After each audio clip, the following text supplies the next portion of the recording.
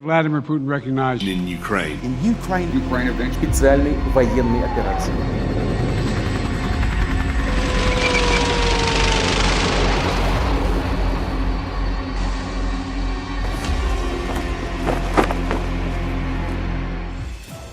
Hello everyone, my name is Dmitry Naskovets. Welcome to my YouTube channel. Let me tell you something.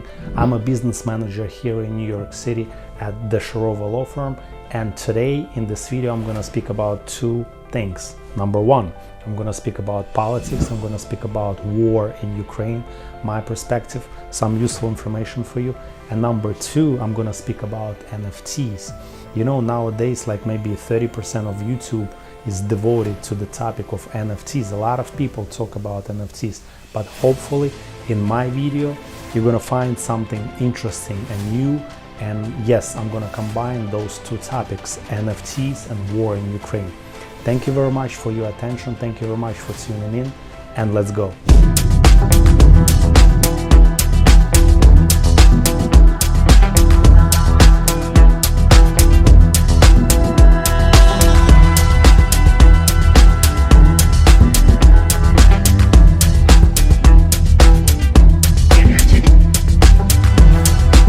Okay, let's start. As you know, on 24th of February this year, Russian Federation decided to invade Ukraine. They calling it a special operation. They don't call it a war, but everybody, the whole world understands that this is a war.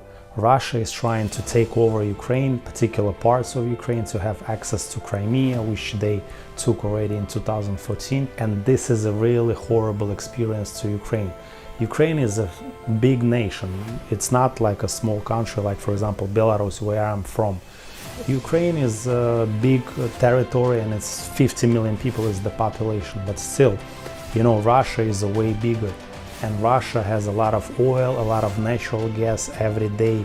Austria, Germany, other European countries are buying a lot of energy from Russia. That's why they have access to a lot of money.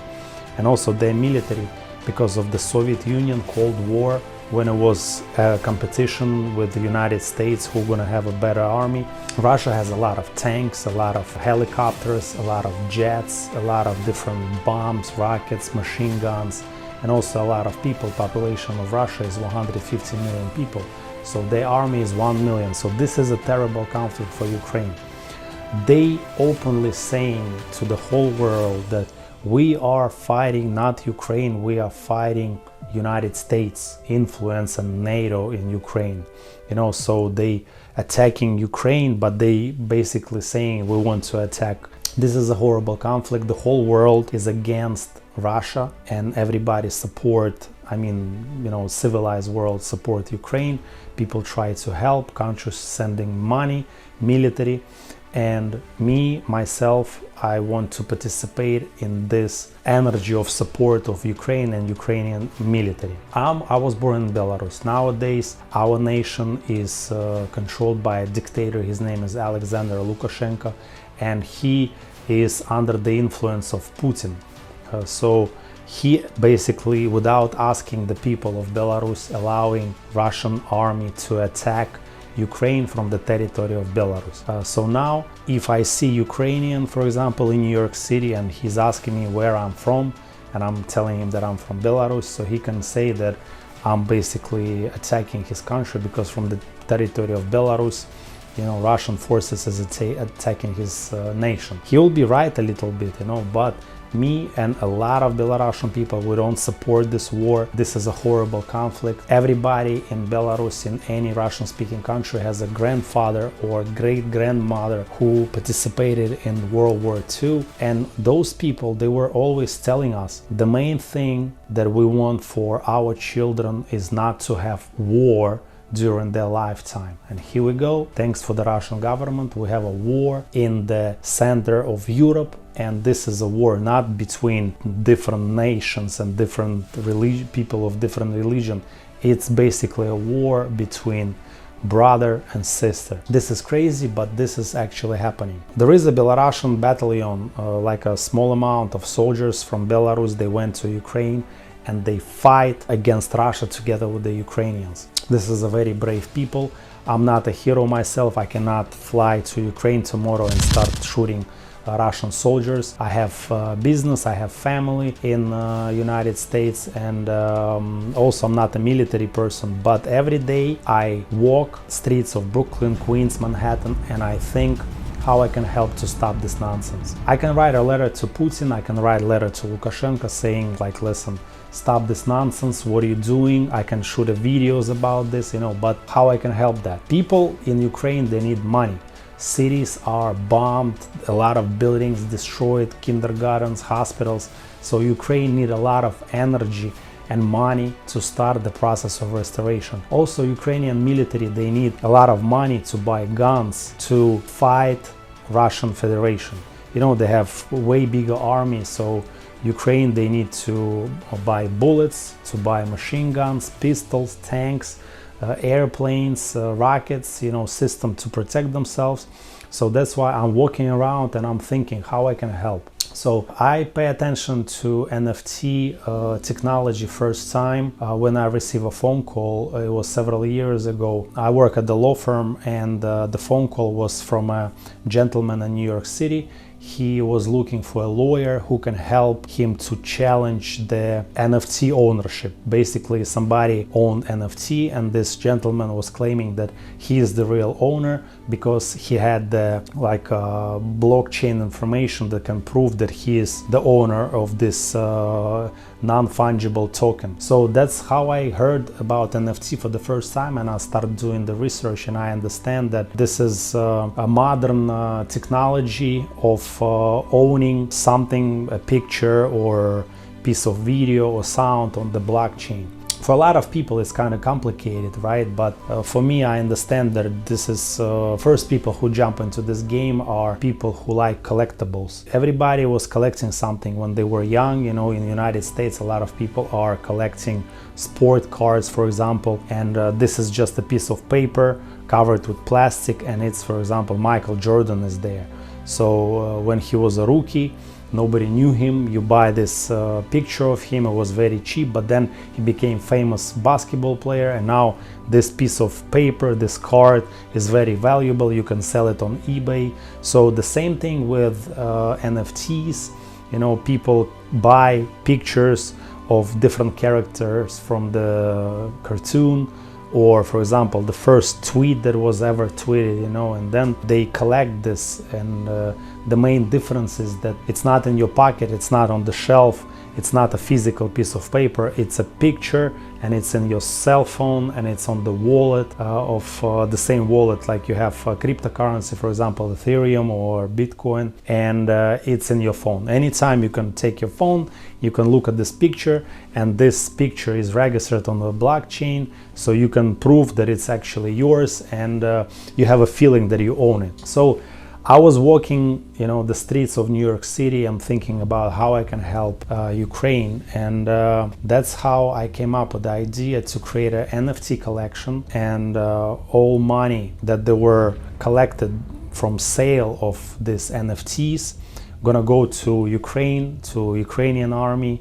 to fund to restore Ukraine, cities and the nation. And that's kind of like idea start growing inside me step by step. And if you have seen some NFT collections before, there is CryptoPunks, there is Bored Apes Yacht Club. So it's always some kind of like a character from the cartoon or fictitious character. So character that was invented by somebody, so intellectual property. So I decided, okay, let's maybe create some kind of character that will be attractive to people who wants to support Ukraine, but in some kind of creative way, so we can attract attention.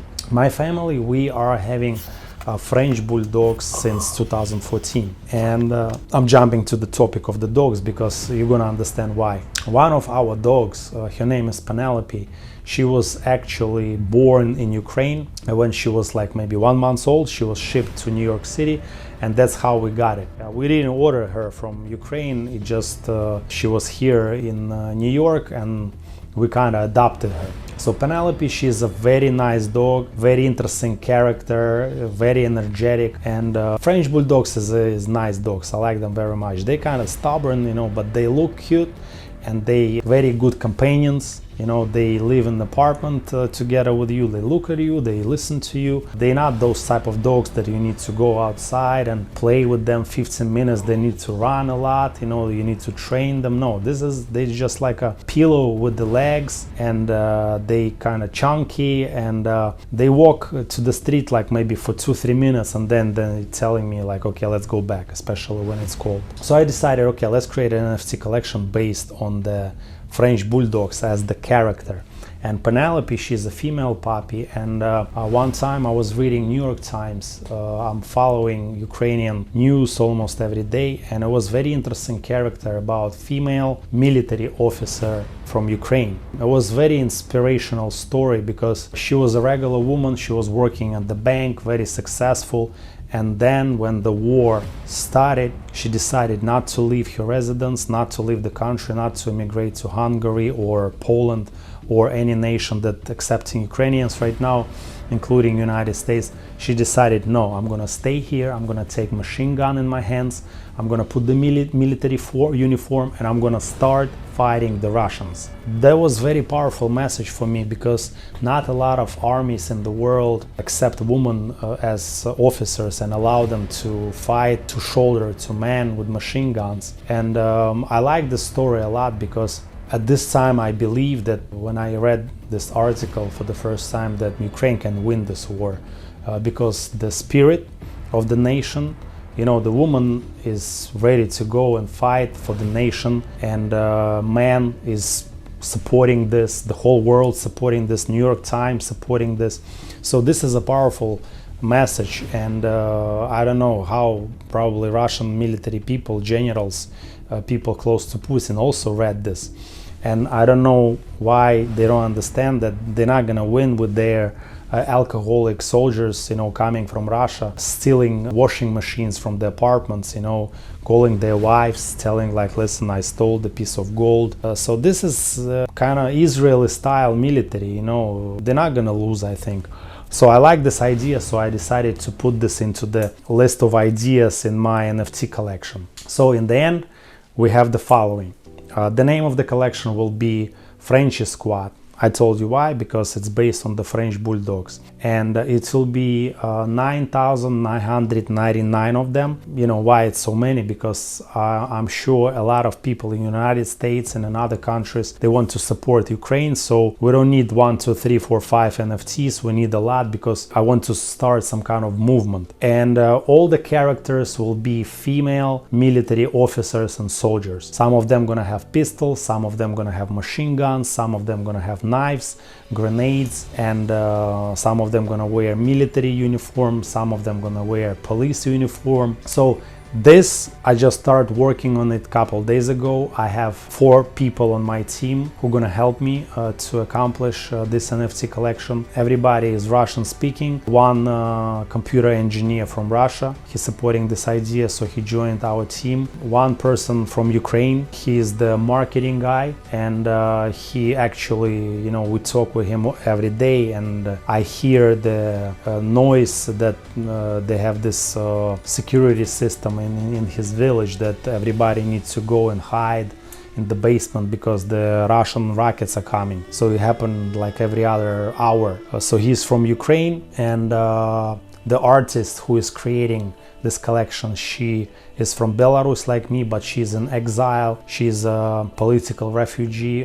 She's in Latvia right now. And me, myself, I'm from Belarus, and I live in New York City, as I said. And all of us, we're supporting this idea, collecting money with the help of NFT technology to support Ukrainian military, Ukrainian cities, Ukrainian women and families. Also, I want to create a community of people, similar-minded people who are ready to spend their time and money to support the idea of Ukraine fighting Russia, because you understand this war is about conflict of past and future. Russia is fighting for the past, for the communism, for World War II heroes. It's a big deal in Russia. The World War II finished like how many years ago, in 1945, and my great-grandfather, he lost his leg in World War II. You know, I gonna respect his deeds all my life. I'm gonna tell a lot of people, my son, my grandson,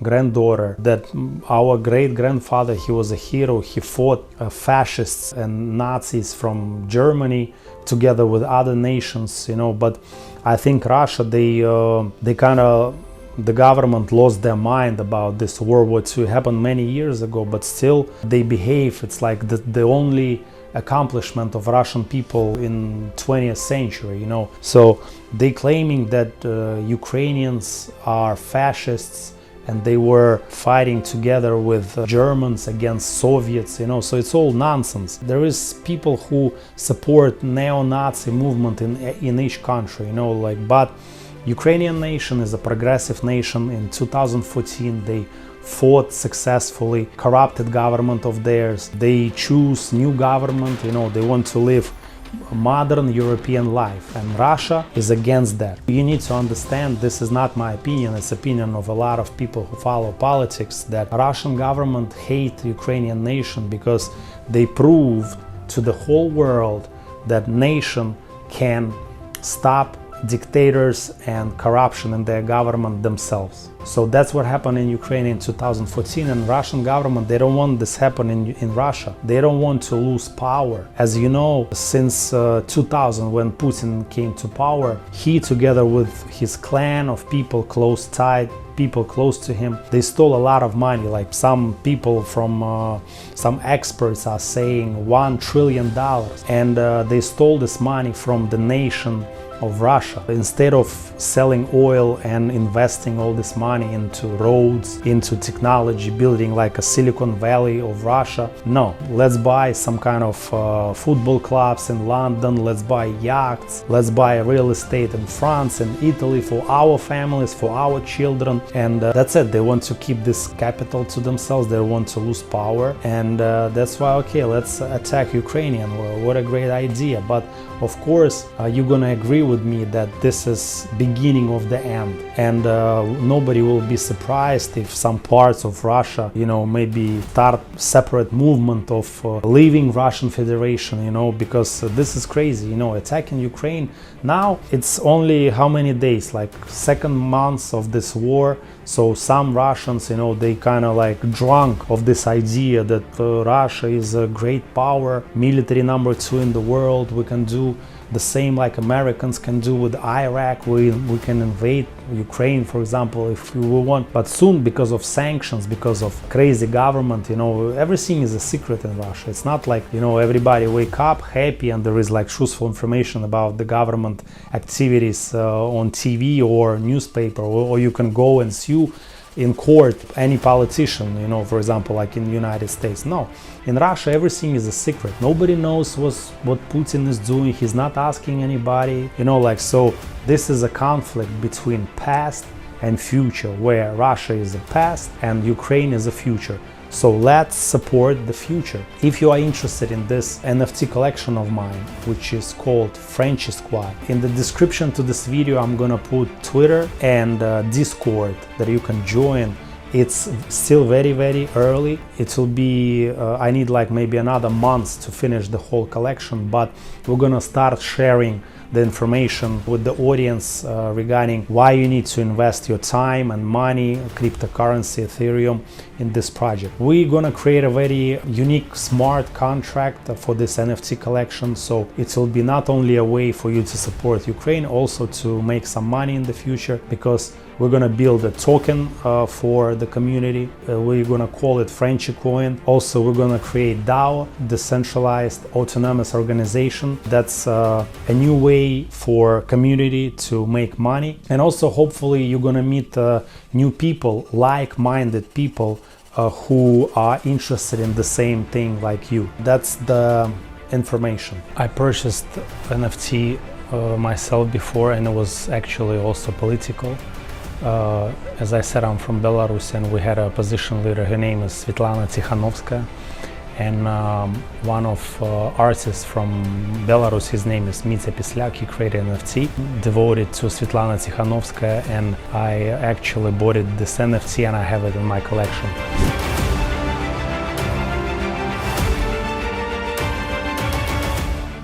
So I know the experience, and it was actually felt really good that you buy something, it's in your wallet, it's something new, and also the money from this NFT went to Svetlana Tikhanovskaya, the movement against the dictator of Belarus, Alexander Lukashenko. Hello to Mitya Pisliak, by the way. Thank you very much for your patience for watching this video. My channel is not a channel that devoted for one topic. It's basically devoted to all the topics that I'm interested in personally. And if you're first time on this channel, please subscribe. If you like this video, please like. If you hate something, also you can click dislike, be my guest. And the most important thing, let me know. I need your feedback. What do you think about this project? Is it a good idea? Are you going to support that? Or you see something suspicious there? Again, thank you very much for your attention, and see you soon.